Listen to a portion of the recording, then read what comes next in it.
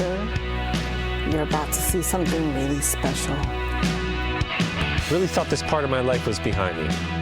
Frenzy disappeared with the drinking 3 years ago. Why now?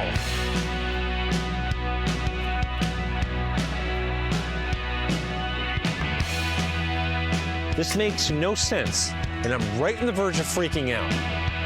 Back from your life. These people can be animals. What you burn. Thingy's out. Some bitter things you should never Good cheese. learn.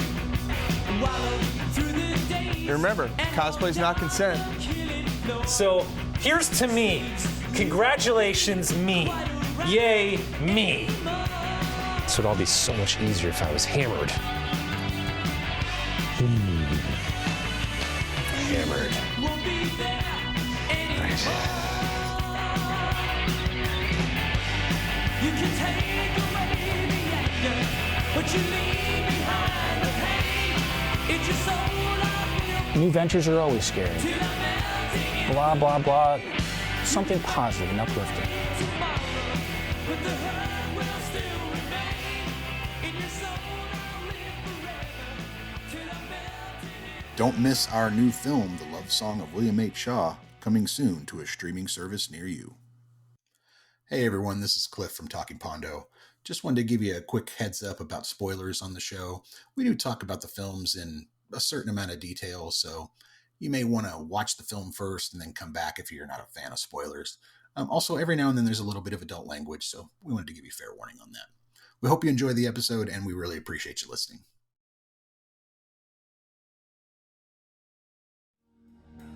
Welcome to Season 2 of Making Pondo and Talking Pondo. Talking Pondo is a podcast where Cliff and Marty give each other a film to watch and talk about them in detail.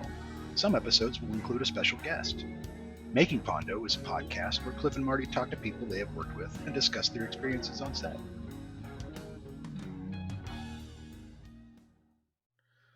Okay, Marty. Looks like we're back. Yes, we're back this time. We Yes. really are. So, Season 2, Episode 20. Wow. Yeah. How it flies. We're already in the second half of the season. There's going to be some good ones coming up here on Talking Pondo. It'll be Talking Pondo with guests. Yes. Yeah, it's guess because this is Not been today. like not today, but this is just Marty and I. But this has been kind of a selfish endeavor where we've sort of, over the years been like, hey, look, watch this movie. What do you think? I haven't seen it yet. So this is a selfish thing that Marty and I are doing. But we're podcasting this idea that forces each of us to watch movies that we want to talk about. Just watch this damn movie. What do you think? But And putting I'm glad guests into it has become a nice twist. I've enjoyed Yeah. that.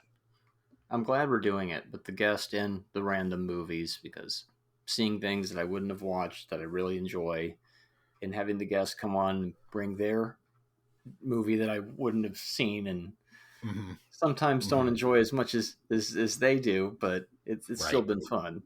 Yeah. If you want to elaborate on that a little bit more.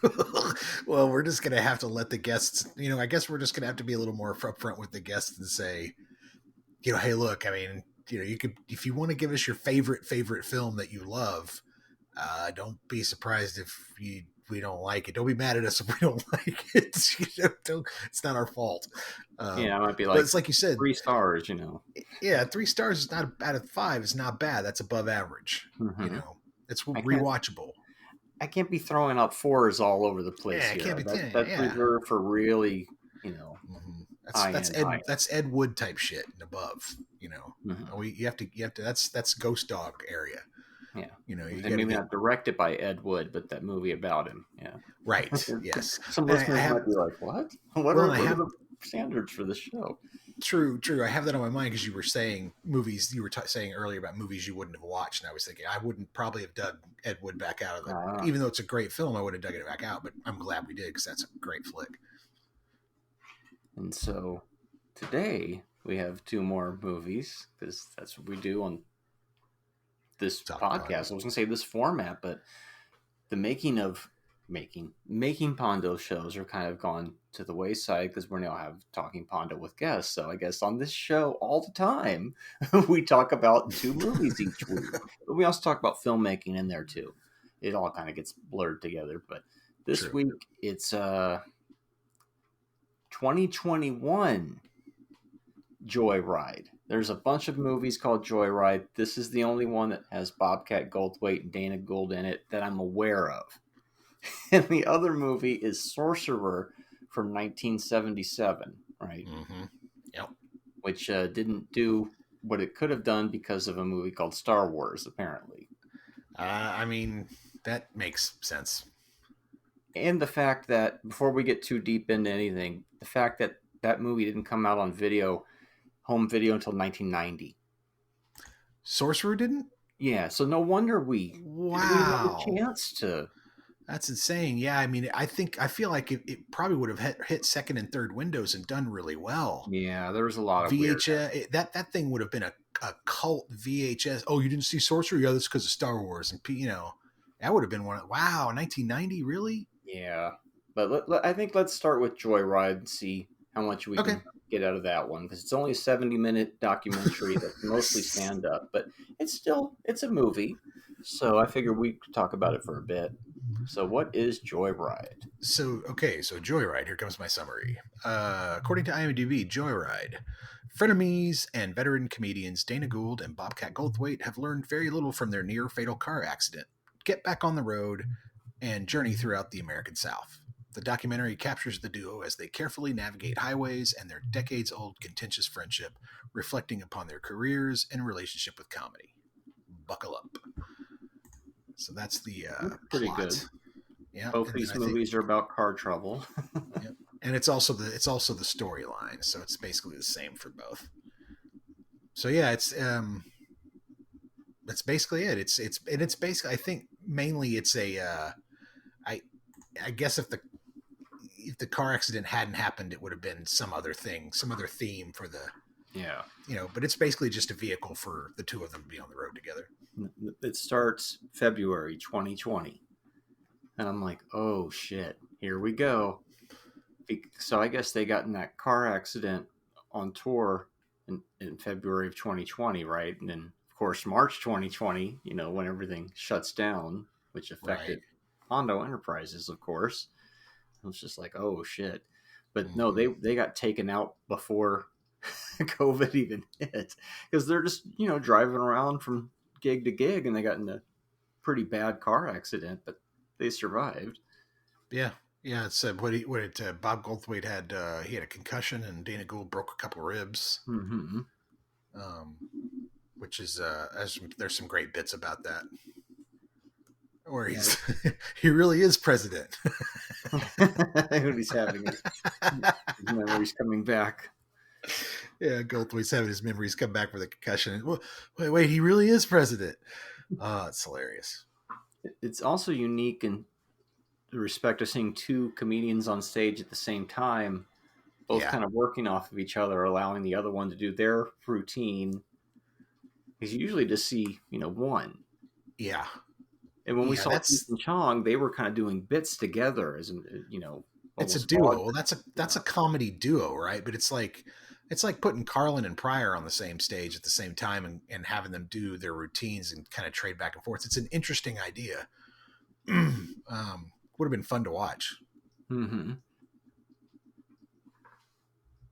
Yeah, this one's kind of hard to find, and there's not a whole lot written about it as well. So I'd been looking for it for several years, and then I found it on Tubi, and that's the only place I've seen it still. And I moved it up in the list a little bit in case I was like, well, maybe if I get to it in 3 months and look, it's not there anymore, And so I was like, well, maybe I should just do it now. Well, I mean, I enjoyed it. I'm glad I saw it. I'm glad you threw it out there as a pick. It's an easy watch, 70 minutes. It's really, really funny. Boy, Goldthwait, he's still doing some of his old jokes. Like, he's still throwing some of those old jokes out there. He does the hunting joke, which is great. I mean, he falls right into that hunting joke right away, which I thought was really, really funny.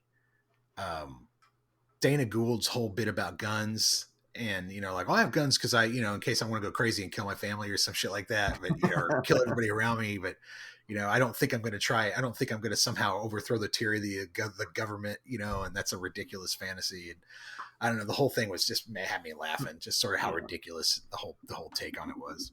And the overlap on each other's comedy Yeah. and their similar backgrounds is kind of interesting as well. I The, like the part where he's like, go ahead. Sorry. "Don't. If you go far enough back on anything, things start to become awful." Yeah. It's so true. True. That's true.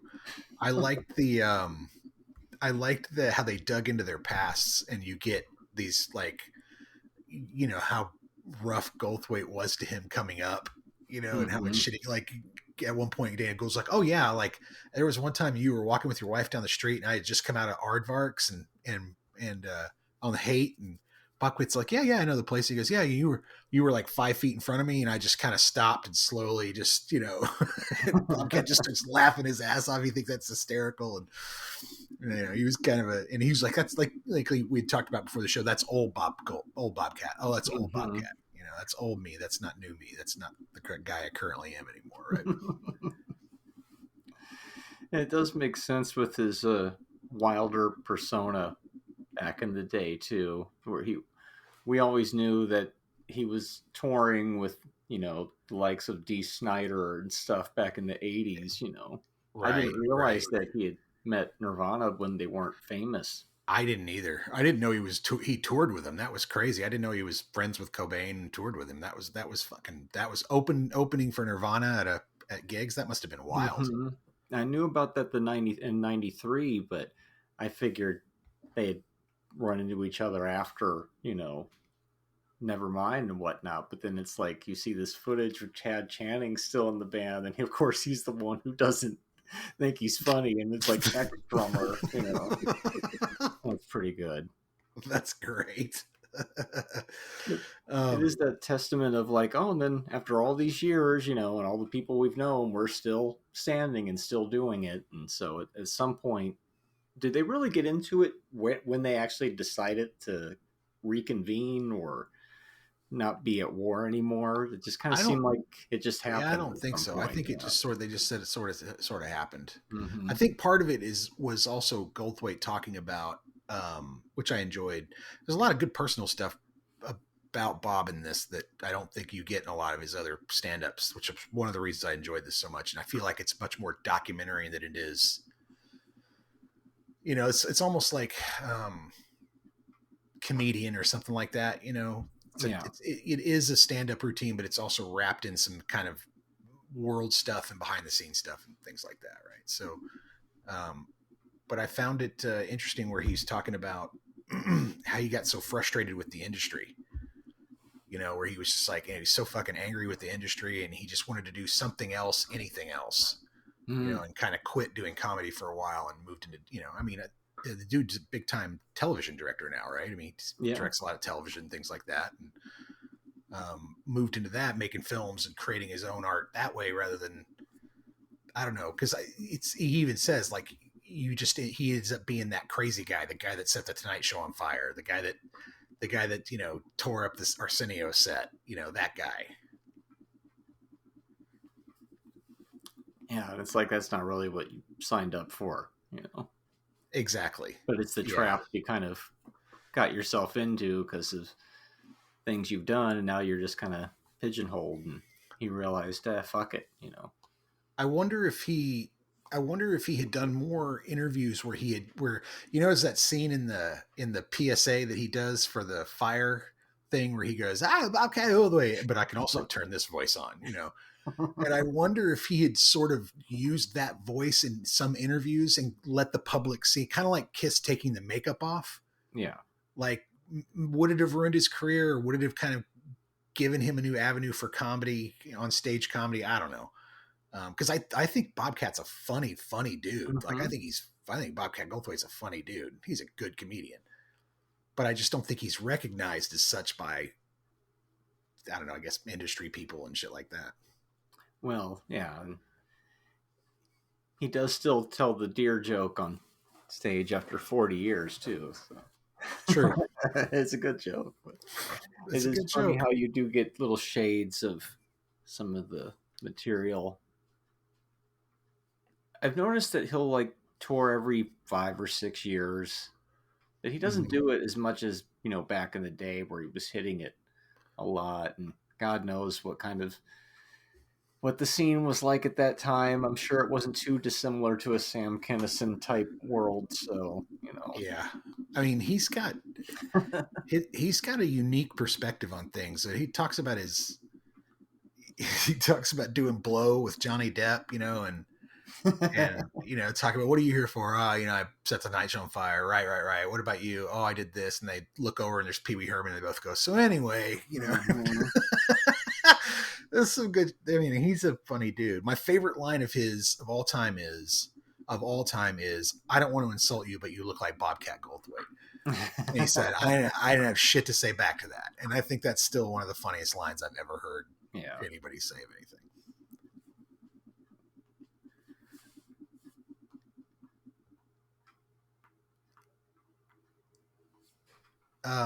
What else did I have to say about this? There was another point I wanted to bring up regarding, let's see. Let me think real quick. Oh, yeah. So he talks about being Robin Williams' friend, which I think is also a very interesting point of that, because I haven't heard him talk much about that publicly.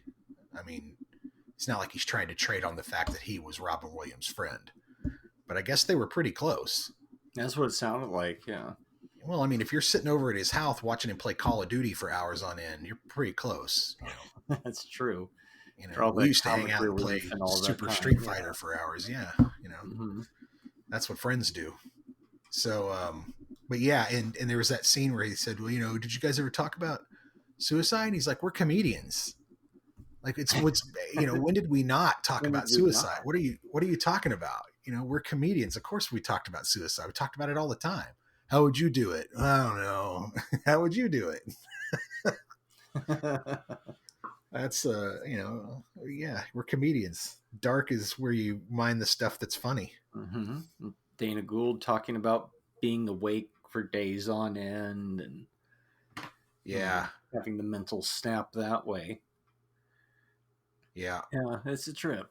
And it sounds a lot darker than it really is. It's like they talk about dark stuff, but they do it in a, they're comedians, so they present it in a palatable way where you don't realize, If they weren't standing there having lived through it, then yeah. If somebody was talking about this at your funeral as a eulogy, then yeah, it's dark. But standing through it, it's more almost kind of triumphant and kind of funny, in my opinion, where it's like, and all that stuff happened and I'm still here and everything's turned out okay. That's really good, I think. But yeah, I enjoyed it. Yeah. And again, thanks for the easy watch. That was just like a break. It was like a nice palate cleanser. Yeah. Because I feel like I gave you a heavy one. Yeah, it's an interesting pairing. Yeah. Mm-hmm. Yeah, I've seen Bobcat live 3 times. Oh, never had the happy opportunity. One was at the Rialto. The seats were pretty far back. The second was at Laughs, where I bought it right away, so I was in the front row. So it was like, interacting with the front row. So I was like cheesing out on that one. And then I said hi to him after, which was cool. And he was nice. So it's good when you meet people and you go, oh, they are genuine. It's not like, oh, I wish I hadn't met them because they're an asshole. You be like, oh, he's cool. He's totally chill. Well, you always run that risk when you meet your heroes or find out more about them, right? The third time was perhaps the most interesting because it wasn't really a stand-up show. He was at the Loft presenting one of his movies. So we came up and talked about it before and after, but I remember seeing him sit a couple rows in front of me eating popcorn, watching the movie, just watching people's reactions. Which movie was it? Was it Shakes? It was Sleeping Dogs Lie. Is that what it's called? Sure. I would say, the disturbing one, but no, almost all of his movies are a little disturbing. Yeah. So that was pretty cool. I didn't bother it that night because, he had a crowd and shit. But yeah. I've never seen Dana Gould yet. I haven't had a chance to see him either. He's a funny motherfucker, though. Mm-hmm. I mean, we were listening to that Bobcat specials back like before I even met you, I was obsessed with Bobcat from not only Police Academy to the Share the Warmth special. I had recorded his Share the Warmth special off of HBO. Yep. Scott Bale is the Antichrist. Scott Hey, he was Bale onto is the something. Antichrist. Yep. We are the world. You know, I'm just saying the punchlines without any context. We had that Meat Bob album. Yep. That was cool. It was kind of like, oh, it's some of the bits from the special, but then some new material mixed in, and then like he had a TV show at one point on Showtime, I think, where it was like little skits and vignettes, and it might be on YouTube. But I remember in the mid '80s seeing that and just thinking it was really weird. Now it's probably some proto Pee-wee's Playhouse type show. That's hilarious. I remember, a lot of Bobcat obsession. First time I saw Bobcat was, and it relates to the Joyride movie directly, actually. Somebody in my house was like, have you seen this comedian? All he does is yell and it's stupid, you know? And it's like, oh, and then somebody said, oh, you might like him, you know? And he's like, but also in the description was he comes out with all this makeup all over his face and then he screams. And I would always see Bobcat and that's all the makeup. But in this Joyride movie, we get a glimpse of that phase where he was doing the, adamant thing or whatever it was, where he had the mascara all over. And it's like, oh, that was a little window right before I knew about him. So I was reticent to give you this one because I was like, is it too much stand-up? Or no, it turns out I think there's enough docu in there to make it, I think it's fair. Yeah, I think that's fair. And like I said, I enjoyed it. I've always been a Bobcat fan. So, anything he's in, like I remember as a kid looking for things that he was in. Mm-hmm. One of my reasons I like Scrooged is because fucking Bobcat's got an actual acting part in the motherfucker. Yeah, that's and true. You didn't get a lot of Bobcat. It was like spotting Bill Hicks spotting or something where you're like, oh, Bill Hicks is, oh Christ, Yeah, we had like a burglar. Yeah. Burglar. Makes sense. The more the Whoopi Goldberg, the comic relief connection, because he was little always tape on heads. We had the One Crazy Summer. Oh, those movies. Yeah, I'll have to bring those up at some point. The Savage Steve Holland, the Police Academy, Back in Training, First Assignment, and then of course the Twisted Sister videos. Oh, and Hot to Trot. You remember that with the horse? The talking horse. Jeez, he did a talking horse movie. Show. Dude did a talking horse movie. So, I mean, it's hard to give a rating to something like this, but I mean, agreed. I give it a 3 because I enjoyed it. I think it's well put together. It's breezy. A gentleman's 6. Yeah. to quote RLR, a gentleman's 6. If you've never seen these comedians before, you could watch this as a good starting point. Mm-hmm. Yeah, I would agree. This is a good way to get into both their comedy, and it will probably send you down the rabbit hole looking for other things that they've done. In particular, I think I've seen Dana Gould on a couple of like D&D as a guest on D&D podcasts that have been pretty hilarious. So he's pretty good. But yeah, Joyride. Oh, and here's an interesting tie-in.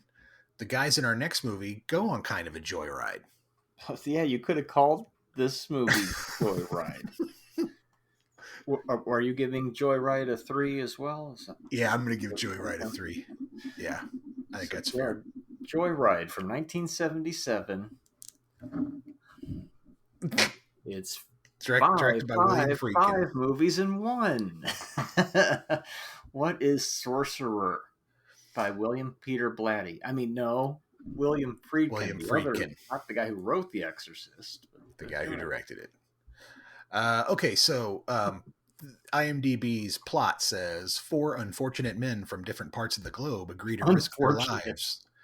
Yeah, unfortunate men from different parts of the globe agree to risk their lives transporting gallons of nitroglycerin across dangerous Latin American jungle. Eventually they do. And then a storyline. A gangster, a crooked banker, a hitman, and an Arab terrorist are stranded and on the run in a small village in South America.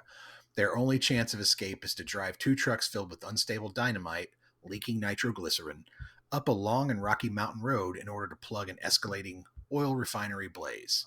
With their deadly cargo likely to explode at the slightest bump, the 4 men must put aside their differences and work together to survive.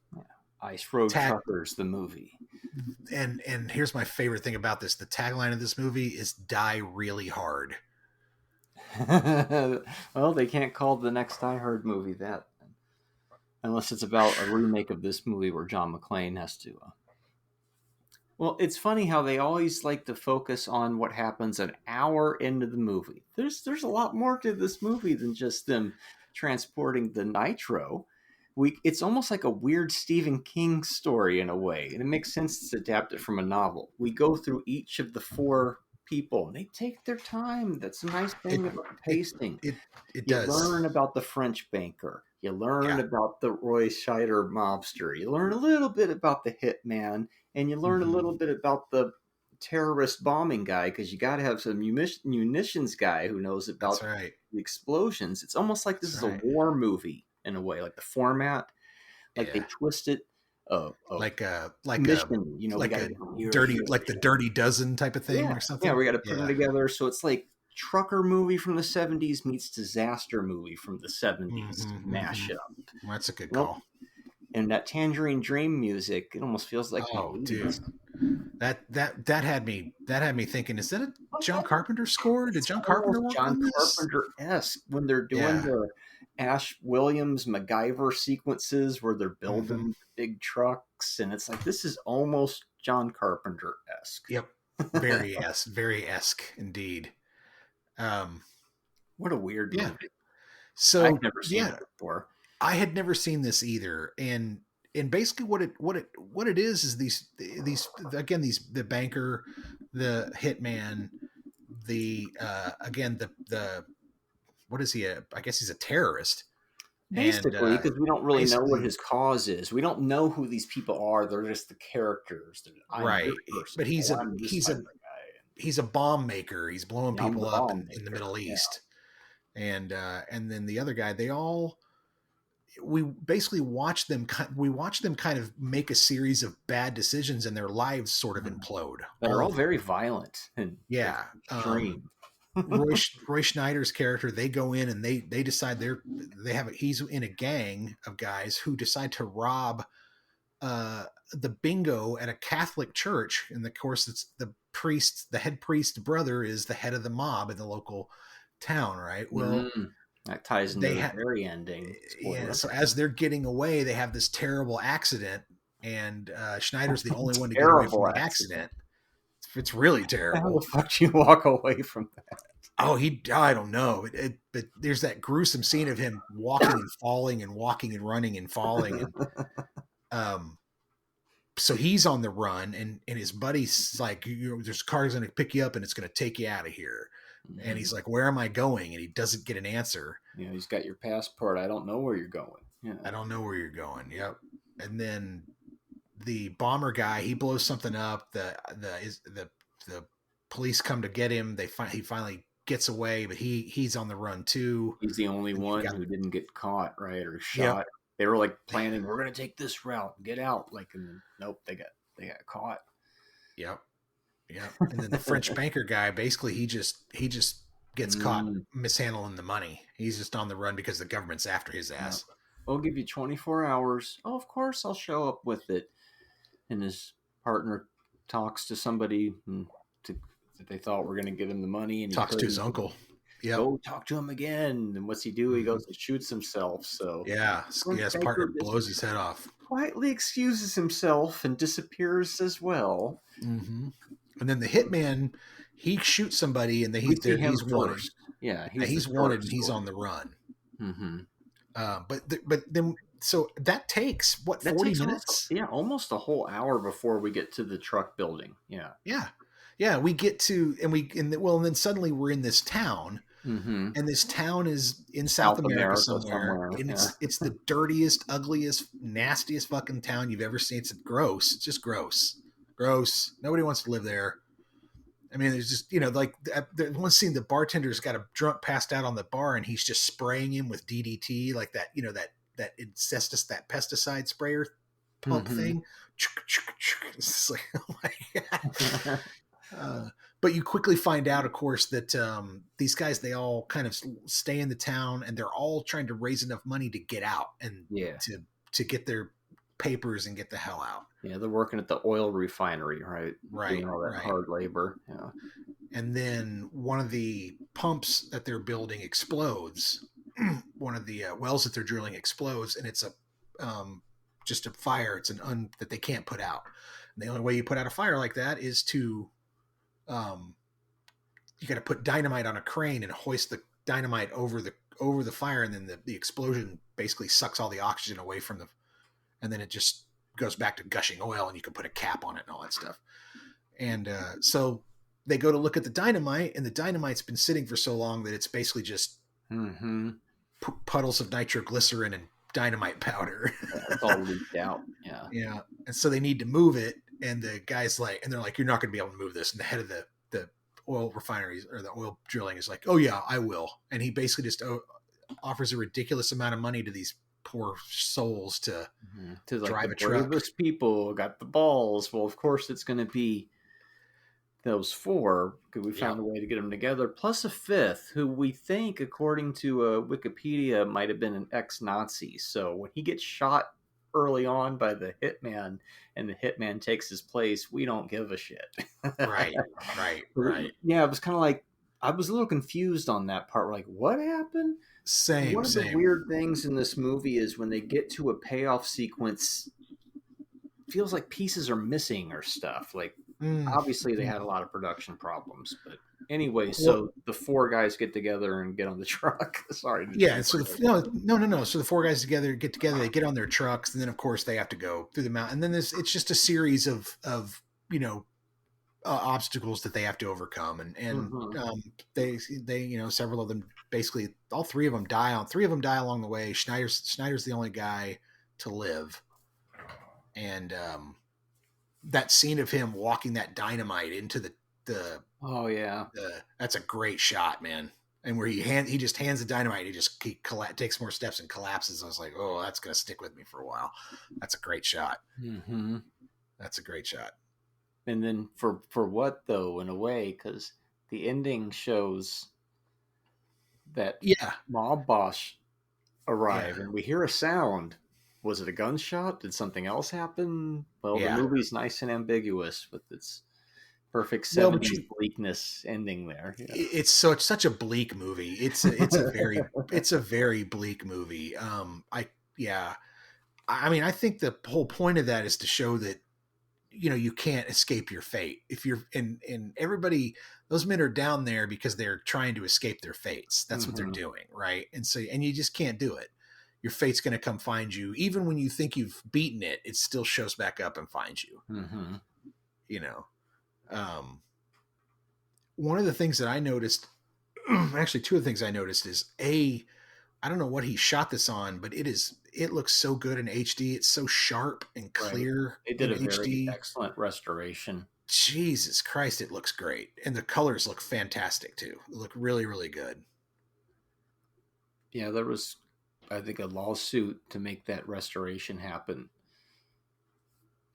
Really? Because the rights of this movie have been tied up so much because it flopped big time when it came out. It lost a lot of money. It only made like $9 million. It cost 22, I think, if I'm remembering correctly. And it's Universal and Paramount. And so I guess they couldn't figure out who owned what until 1990. It finally came out on VHS, which I think is why we don't know it. We would have embraced this like everything else, I think, had we seen it at the time. And so it really is one of those forgotten, I don't want to say classics, but there's some pretty wild swings going on in this movie that is definitely worth watching.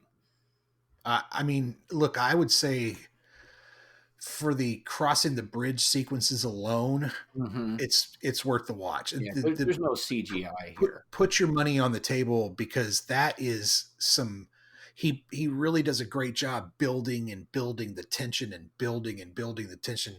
I mean, and when he finally does kill the two guys in that truck, I was completely like, oh shit, it hit so fast. Yeah. And at such a moment, it was perfectly timed, and I wasn't expecting it. It's every dark moment from The Deer Hunter or Godfather, and he does it like 7 or 8 times in this movie, from the Roy Scheider car crash to them blowing up at the end, where it's that perfect, breathtaking 70s bleakness where it's just the air is sucked out of the room, kind of, you know. Yeah. And for that alone, yeah, I guess it does deserve its classic status. Is it an easy watch? Maybe don't put it on at midnight and try to sit through the whole thing like I did, because I was enjoying it but falling asleep and going, this is thrilling, but I'm tired. But it's still very good, though. If I watched it in the afternoon or something, I'd probably enjoy it a lot more. I'd be more dug into it. I appreciate its pace.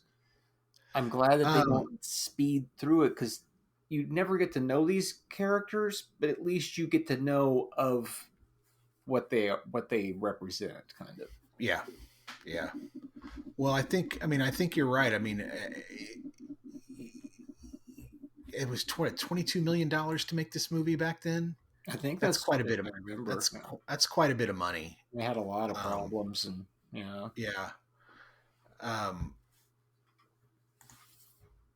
They really did shoot it in all those different places.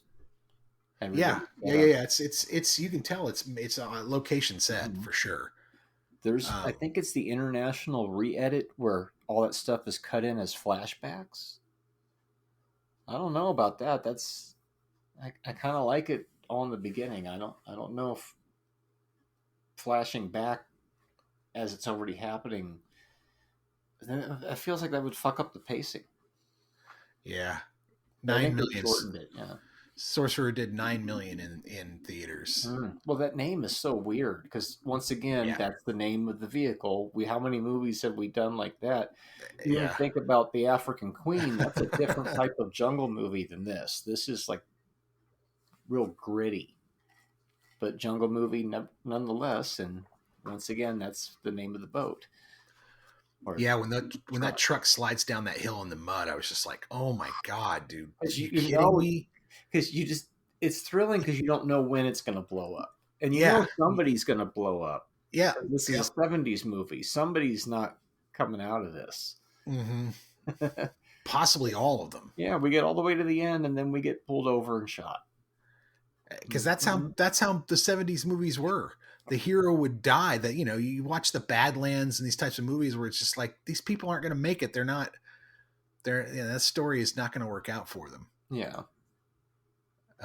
It said that Friedkin had approximately 50 people had to leave the film for either injury or gangrene, as well as food poisoning and malaria. Mm-hmm. This had a cloud hanging over it. Yeah. Mm-hmm. Oh yeah, and here's another piece of trivia. Look at that. The film opened in America at Mann's Chinese Theater on June 24th, 1977. Audiences were so anticipating it that the week of its release, the lines at Mann's went around the block. However, a film called Star Wars was also released at about the same time, and it had initially been released in only a few theaters across the nation, but when it was put into wide release, it became a phenomenon. And by the second week of the release of Sorcerer, the crowds had dissipated to almost nothing. Oh, yeah. Almost anything other than Smokey and the Bandit was not going to be able to hold a candle next to Star Wars. And especially a movie with a weird title. Sorcerer? Is this like Excalibur and Dragon Slayer? No. It's as gritty as those. It has a similar look. And Sorcerer is the name of the truck that doesn't make it, right? I'm not sure. I'm not sure who was driving. I think that's that the one. I think that is. Sorcerer's the name of the truck that doesn't make it. And then the other one is named Cheezel. We're terrible at this. Well, that's what happens when you watch it at midnight. I guess so. I was just trying to hang on to the movie. Well, and it is 2 hours long, so it's a long movie. Like you said, it definitely takes its time. At 25 minutes into the movie and you still haven't hit the jungle yet. Like that's where you finally see jungle. I thought I was watching the wrong movie for 20 minutes. Mm-hmm. And Yep. then Roy Scheider finally arrives. I'm like, oh, okay, this is the right movie, because all the French banker stuff, I'm like, just stick with it. They're building to something. There's a reason why people are raving about this movie. So, Mm-hmm. Yeah. oh, here's that thing I was looking for. Friedkin had always seen. Well, this is somebody's theory anyway. Friedkin had always seen Francis Ford Coppola as his competitor. So when Coppola headed to the Philippines to direct Apocalypse Now, Friedkin went to Latin America to shoot Sorcerer. Interesting. And it's like, oh, you want to have an insane shoot as well. And this is another movie like Heaven's Gate that apparently was like ended that giant bloated era because these things weren't having good return. But I feel like it was a problem with the marketing, because the movie is good. I think the movie's good. I think it's not holding your hand at all, which I mean, I think can sort of lead you at times. If you're one of those people who's not, I think what I'm trying to say here is that some people who watch this movie may be like, wait a minute, what happened just then? Who is this? Why did he do that? Oh, there is a lot the of motivations confusion in it. aren't always clear in the movie because it's not holding your hand. You're just watching what happens and you're just making assumptions on this and that. Yeah. So when sometimes you're making the wrong assumption or you miss a piece, right? And then later, like you said, I don't know why that Nazi guy, we shot him early, but he's dead and then he's replaced, right? Like, but there is a reason there. We just must have missed it in the plot of it. And that's the part of the movie that for me kind of lacked. Mm-hmm. I kind of dug the lack of dialogue exposition, but at the same time, I felt like there maybe should have been a bit here and there to maybe reinforce a couple things. But overall, I thought the film was really compelling and really fucking well made. It's just every now and then there's bridge scenes are just shot, unbelievable, right? Yeah. But like every 19th shot out of 20 is like, was that going too fast, or where did this shot go, or that seemed oddly comedic, and those are the little clunkers along the way that kind of drag the whole thing down in a way. I think that's must have been the production problems, because usually when you hear about movies that are bloated and have a lot of issues and you watch them, they have these similar kind of jagged feel to it. Like even Apocalypse Now has little jaggedness to it. It kind of works in that one's benefit in a way, but there's parts of that too where it's kind of head scratcher, where it's like, well, it didn't hold my hand, and if I keep watching it, it makes sense because you make the assumptions like you said. But they didn't make movies like this anymore into the 80s. Well, there isn't another movie like Sorcerer. It's very unique.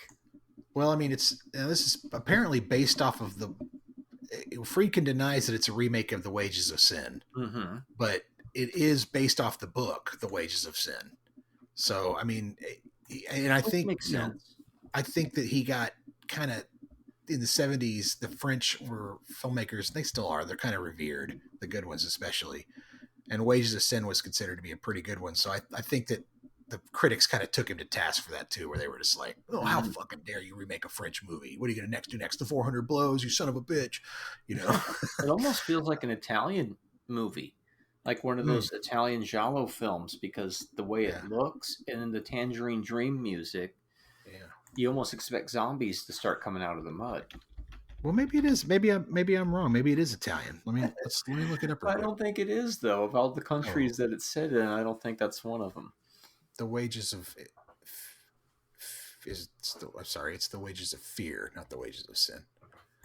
Right.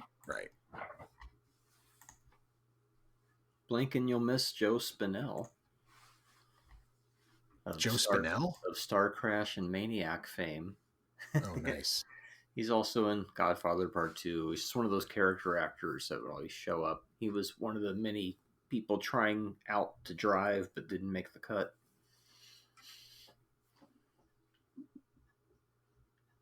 Okay. Oh, I know who you're talking about. Okay, I gotcha.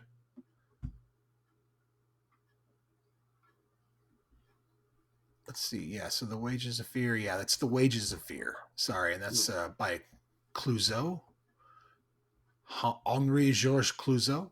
And so it's supposed to be a remake of that. So Wages of Fear was in 53. We'll have to drag that on the show at some point. and make a Yeah, I would think comparison. that would have to be different because this is just Well, it's the whole nitroglycerin and the men driving the truck. So Yeah, it's, but I mean, it sure looks like the same thing. it'll be a 50s do I- version, right? what do I I'm know? sure Yeah, there'll be quite a 53. Yeah. difference. Well, in this, geez, the 53 version is 2 hours and 36 minutes. So, Ooh, okay. So they Even went longer. longer.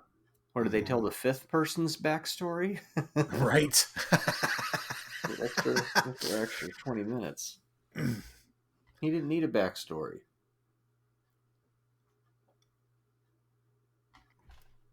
But yeah, I mean, despite all that, really good movie. I thought it was tense.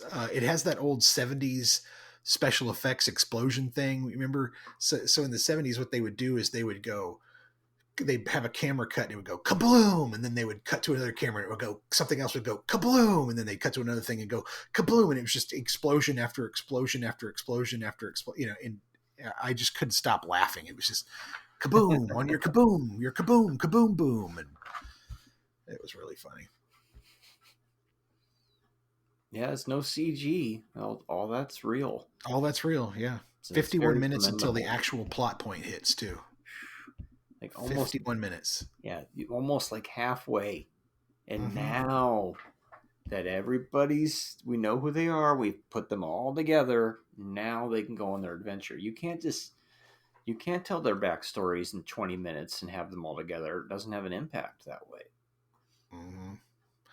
Well, and even when you get them together, they still spend I want to say 15 minutes kind of just dawdling around the town, sort of, Mm-hmm. Trying to get their papers and the oil thing and this and that. And then the oil rig explodes and, They do not. They don't rush it at all. They don't rush it. They make you feel the grime of what they're going through and the despair. Mhm. And isn't it interesting that the one person who survives is the one whose past came looking for him? Yep. Because if any of the other three had lived, they didn't have somebody coming down there to shoot them. They would have gone on about their way. But no, Roy Scheider is the only one who had that mob boss who was like, no, he's going to find you. He was like Liam Neeson and Taken, Mm-hmm. Mm-hmm. Yeah. So it's like you went through Yeah. all this, and nope, you're dead. Sorry. Well, you didn't leave fast enough. Well, that's again, he's not going to outrun his fate. 70s. Your fate's going to find you. That's what makes the movie, memorable. Double shares, 20,000 apiece. Mm-hmm. Double shares, Marty. Right. Well, you knew when he was all greedy like that, he wasn't going to make it. Mm-hmm. The character traits like that, a movie like that. And in the 80s, it becomes like Firewalker and shit, right? We live at the end of the movie, Yeah. It's Yeah. Commando with Arnold, and they shift the narrative a bit. Well, and then it's it's Romancing the Stone. Only it's That's a now good we gotta- example. Yeah, now we This gotta is let's not put a romance Romancing the thing Stone. in it. That's why I say it's like a war movie because it's like all dudes once again. Yeah, it's a dude heavy movie. Yeah. Driving along those Or like cliffs looks Prisoners, scary as yeah. hell. I'll say that. They really, again, they do a great job. All that driving, they ratchet up the Mhm. tension. Yeah, proto Jurassic Park vibes of Mm-hmm. rickety bridge crossing. Yes, very much so. Yeah.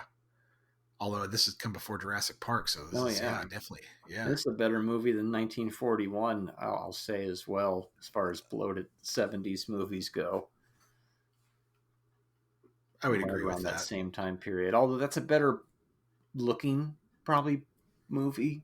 Its Rube Goldberg devices don't really connect well. As here, you at least get the tension of the wheel falling and shit. I felt like this movie at times really, I kept going, damn, that looks fucking great. Just the lenses that they shot this with were so sharp and clear, and whoever was pulling focus on this movie, just everything was in focus and sharp, and it just looked so good that I was really happy with with the whole Mhm. look of the thing. That when that truck is tilting as it crosses the bridge, that is such a great shot. And he's just, and the dude's crawling along, Mhm. waving him, come on. He's He's like, crawling on the no, bridge. and then he Oh fucking my realizes, and God. he's like, okay, fuck it, I'm gonna do it. And then hmm It's just, the movie's crazy, dude. And then of Mhm. course they get to that point and they get through all that shit and there's that giant tree blocking the way. Oh yeah, And that's where you Schneider gotta just have your loses his missions fucking expert. shit, dude. He just breaks down and loses his stuff, man. Wow. But it's like, surprise, we have all this explosive, and we have somebody who knows how to use it. So we're gonna blow that tree up. Yeah, that was very cool. That was very cool. And then and then to have the tire blow out right after, because you get the relief of the tree. Oh, they get going. The two guys are talking about their families or their pasts, and then Yep. and suddenly All it they're takes dead. is It's like, holy tire shit. blew out. Yep. All it takes is a tire blowout. That's bleaker than anything in A Boy and His Dog. Oh yeah. Oh god, yeah. Nihilism. You want to talk about nihilism? This is it. This is bleaker than The Exorcist, I'd say. Yeah, I'd agree with that. Because this feels more, this is fanciful too, but this feels more gritty, realistic, and that's just about somebody flipping out in a bed. Why are they always in a bed? Not to go back to The Exorcist again, but maybe we'll have to do that second exorcism movie because people love the first one so much. I can't remember what I said the first time and what I said the second time, so I'm saying it again. It's one of those movies where completing the task costs you your sanity. You know, that theme of the person who's been given the task and they're going to, and they complete it, but it kind of costs them their sanity or their one of those stories. And that's definitely, like I said, really locked in at the end when Schneider comes out of the dark with that dynamite in his hands, just walking with it by himself. It's like, oh my God. Wow. And the original Inglorious Bastards is kind of like that as well, because it's sort of a Dirty Dozen ripoff. We get all these undesirables together, and then we send them on the mission, and who's going to survive? We're back to the Warriors again in a way. It's that type of thing. Right. But this one's much bleaker, but it's still, that's a fun one. Maybe we'll throw that on here at some point. The 76 Inglorious Bastards with the U in the title. Speaking of Warriors, Tangerine Dream, they never saw this film when they wrote the soundtrack to it. Oh, wow. There it goes. They never saw that. And their main title track, Betrayal, was recycled 2 years later for the Warriors. So isn't that interesting? So weird. These weird two movies are weirdly tied together. Makes sense. And so what do you give 1977's Joyride? Sorcerer. I give it a 3. I'm going to give it a 3.5, in particular because of those fucking bridge scenes. Yeah. That is so intense that it's got to be Gentleman's 7 there. So I'm going to go 3.5. Yeah. I'm willing to bet that The Wages of Fear is probably going to get a higher, because I agree with you. This film does feel like it had production issues. It feels like it, like you said, every 19th, 20th shot. What the hell? Like, well, that doesn't fit. Yeah. But so much of it looks great. But like there's these weird like close-ups over dialogue that you're just like, why am I looking at this person right now? And I get that that's a technique to a certain extent, but it also seems to kind of cover lack of footage or bad footage. And we all know the cat in the window shot. Yeah. Yeah. But overall, there's enough. There's a lot there. Moments, so there's a lot there. That's why I'm giving it the 3.5.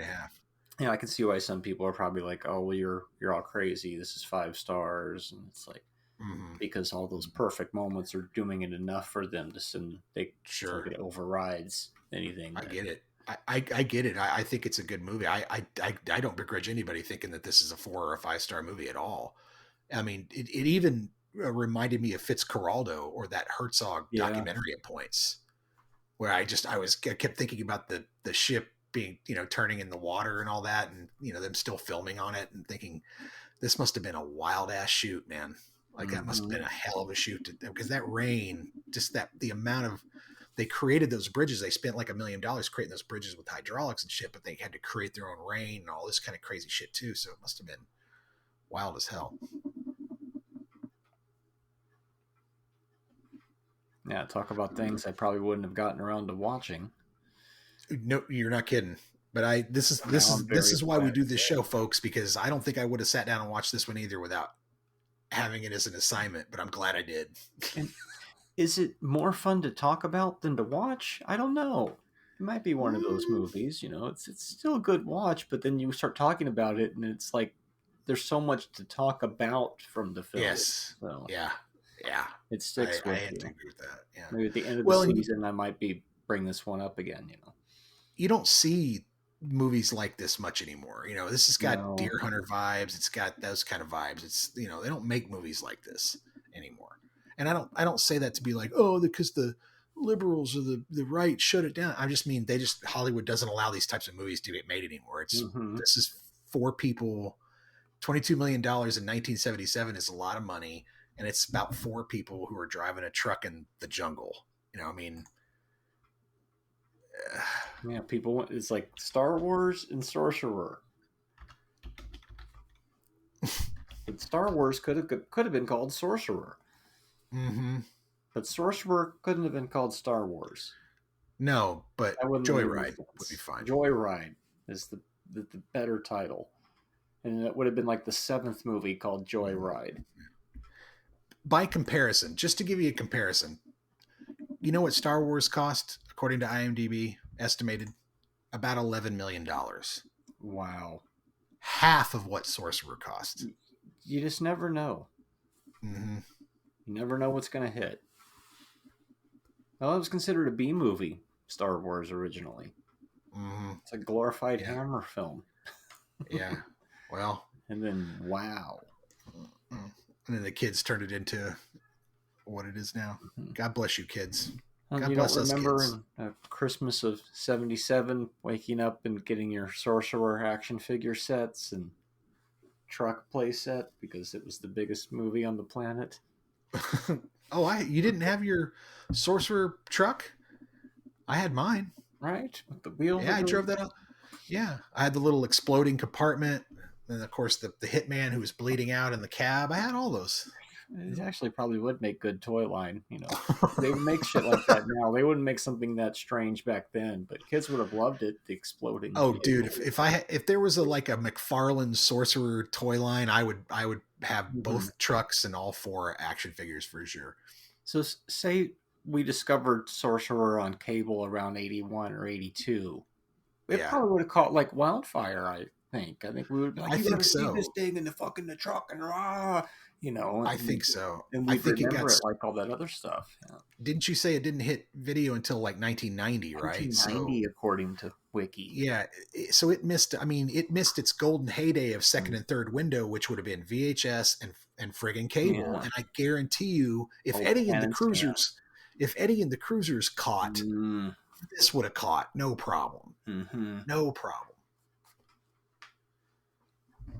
Yeah, it was pan and scan on home video until this restoration from about 10 years ago, I think. Yeah. Oof. Well, the restoration's beautiful. It's really a pretty movie. Now they show it in theaters from time to time now, so it's really getting its reevaluation. So, and this is one that actually is worth it. It got forgotten to the sands of time because of distribution problems, and now you can see it and go, hey, that's a pretty good movie, and it could have been ranked a little higher had people seen it at the time. And I don't say that lightly because people say that about anything nowadays.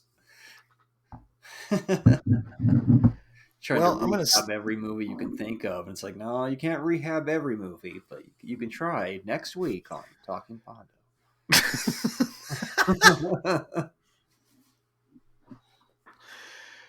Oh man, I can't decide if I want to finish. I've got 2 17s on my list, and I can't decide if I want to knock one of those off or if I want to keep the truck theme or the automotive theme that we have going. Yeah, I think I'll let you go first. We'll see what. All right. We're staying in the late 70s for right Ooh, now. Okay. It's Blake Edwards 10. Really? Yep. Okay. Yeah, from 79, I believe.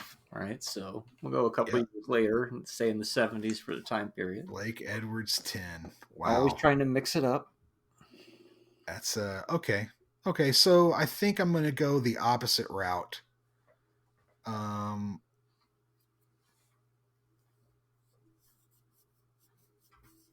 it's so tough. Okay, sorry.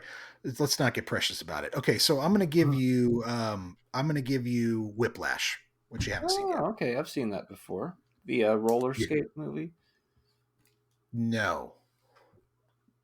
roller derby movie. No. Oh, that's Whip It. I have not It, seen yes. Whiplash. I saw Whip It. I like that movie, but Whiplash, yeah. Yeah, okay. Whip It was good. I was going to say enjoyed Whip It's probably one of the only movies with roller skates in it that's good. Heaven's Gate had roller skates in it. That's Whip It's also that's Drew Barrymore's first attempt at direction. Whiplash. Okay, so this is the guy who made La La Land, right? This is the guy who made La La Land. This is why this podcast exists, so I can get around to watching shit like this. So yes, I have several of these lined up. I have several of these lined up for you coming up over the next course of the next few, where I'm just like, he needs to see this. He needs to see this. Let's stop screwing around with the 80s classics. Here. Yeah, that'll be my job over here, screwing around with the 80s classics.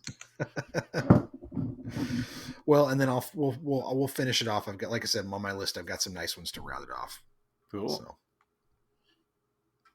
All right then. So 10 and Whiplash. Yeah, It's going to be interesting to try and find a commonality in these two. Yeah, well, something about musicians. I can already tell you, right? They're both about musicians. There you go. They're music movies. See, there you go. They're musical movies. Well, I guess until next time.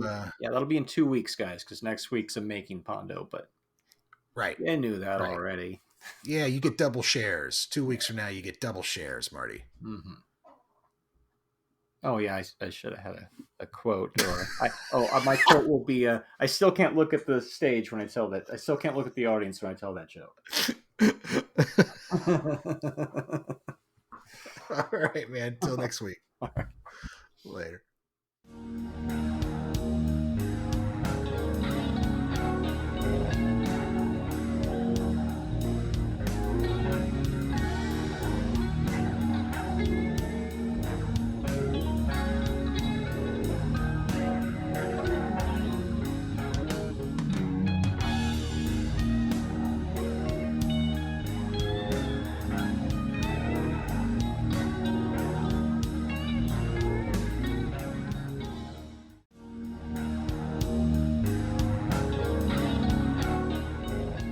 Support the show on Buzzsprout for only $3 a month. Give us a 5-star review on Spotify or the platform of your choice. And be sure to like and subscribe to our YouTube page.